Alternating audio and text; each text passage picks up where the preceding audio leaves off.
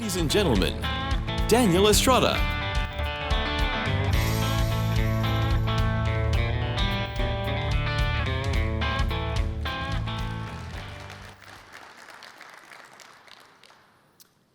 At 86 Repairs, my team and I think of data as the meat of facilities management.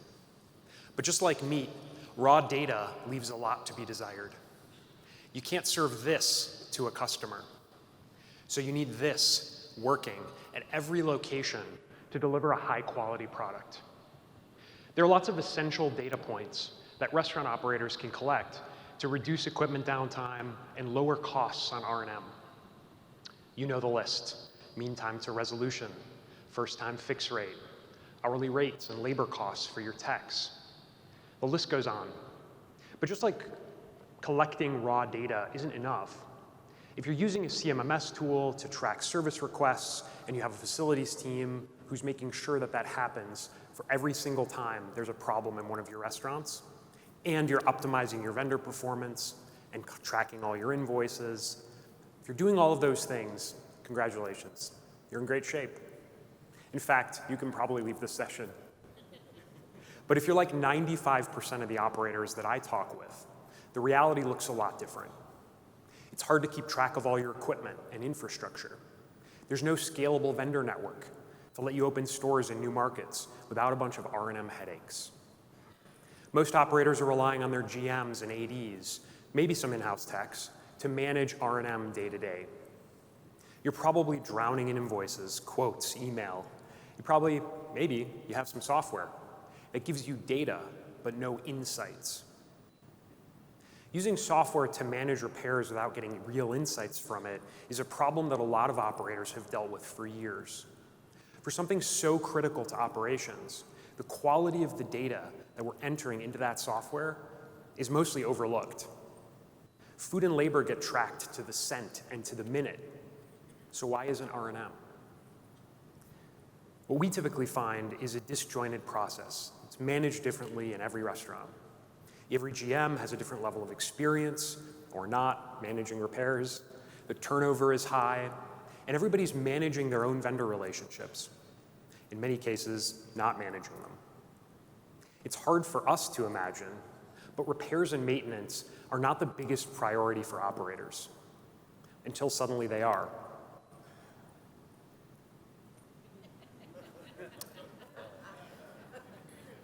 Just managing work orders in a CMMS is not enough. You need data about every request. You need reliable asset tracking. Sean just talked about that. You need insights that you can actually do something with. Otherwise, it's garbage in, garbage out. If we don't have a well-executed process to collect the data we need, we can't actually extract any value from it. Let's see what that looks like in practice. Here's a great example on the vendor side. If a company that charges you $125 an hour does the work twice as fast as one that charges $95, they'll be cheaper every time. If their mean time to resolution is half as long, and that critical piece of equipment you need to run the restaurant is down in half the time, is back up in half the time, they'll be cheaper every time. But most operators don't have insights about vendor performance and the true costs of servicing equipment. They can only compare hourly rates and rely on stories from GMs about who's good and who's not. Similarly, on the equipment side, we need to be able to answer some critical questions. When's it time to replace something? What should I replace it with? Just having a quote for repairing a holding cabinet doesn't tell you if you should repair it. But understanding its replacement cost, its useful life, the service history on that specific serial number, that tells a much more relevant story. Having actionable insights also means that the right people have that information when they need it. Show of hands here, how many of you have had someone in your organization repair something, pay more to repair something than it costs to replace that piece of equipment? Quite a few of you. The rest of you are lying. Someone told me last week that one of their GMs approved a $4,000 repair on a $2,000 warming cabinet. That's a story I hear all the time. But capturing all this data isn't easy. It does make a huge difference.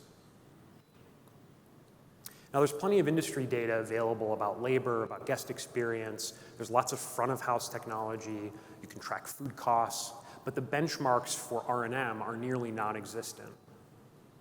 Our data science team at 86 tracks data and provides insights to thousands of operators all over the country. And we do this through a tech-enabled facilities management platform. That's a lot of jargon. What I mean is that data and technology are being used, but they're layered on top of a solid, consistently executed process. That's very hard to implement in a restaurant environment where everything is constantly on fire, sometimes literally. And there's one thing that's made it even harder in the last 18 months, and that's labor. Labor is hitting us extremely hard in the industry, and in this case, in two ways. First, the supply of field service techs is lower than it's ever been. That means longer lead times and higher costs, not just with outside vendors, but also with your in-house techs. Secondly, the restaurants themselves are as short-staffed as they've ever been. Staff can't afford to spend time entering data into a software tool, dealing with poor communication, dealing with equipment downtime. Outdated legacy technology solutions don't actually meet restaurant workers where they are. They're on their feet, on the line, in the trenches. So our R&M strategies aren't just about equipment anymore. They're about employee retention. And during a time when retaining your staff is more important than it's ever been, management teams should be making these kinds of investments to keep restaurants running as optimally as they can. That means being proactive about R&M instead of constantly reacting to the deluge of problems that your teams are dealing with. If you're looking for consistency and control of R&M, software is not the solution. The new recipe for success is 1 part great data, 1 part great execution. Our operators deserve it. Thank you.